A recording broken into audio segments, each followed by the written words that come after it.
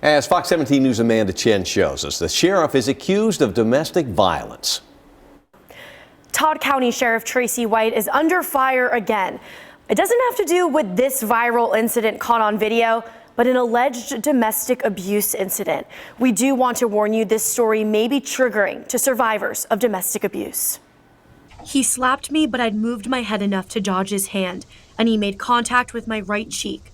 Those are some of the allegations made against Todd County Sheriff Tracy White in this petition for an order of protection. The woman accuses White of cussing at her, grabbing the right side of her head, and pulling her hair. Judge Eric Stovall of Muhlenberg County, Kentucky, granted an emergency order of protection against the sheriff.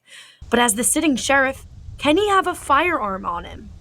After over a dozen attempts to get an expert to speak with us on EPOs, no one wanted to speak with us on camera.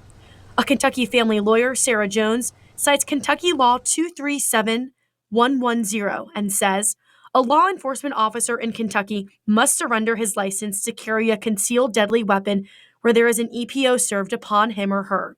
The judge may allow him to carry a concealed deadly weapon for work, but he or she would under no circumstances be allowed to carry when not on duty.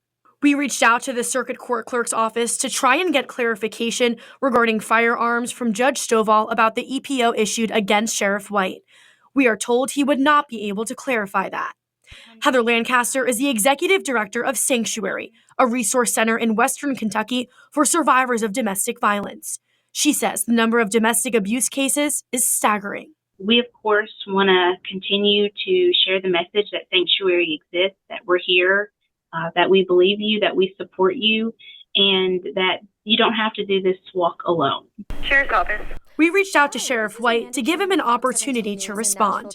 We were told he, again, was not in his office and staff would pass along our message. A hearing is expected on this January 13th. As for his arraignment on menacing and harassment charges on a separate case, that is set for January 29th. If you or a loved one needs help, Sanctuary's crisis hotline is available 24/7. We have that number on our website. Reporting in the studio, I'm Amanda Chen, Fox 17 News, your Code Red station.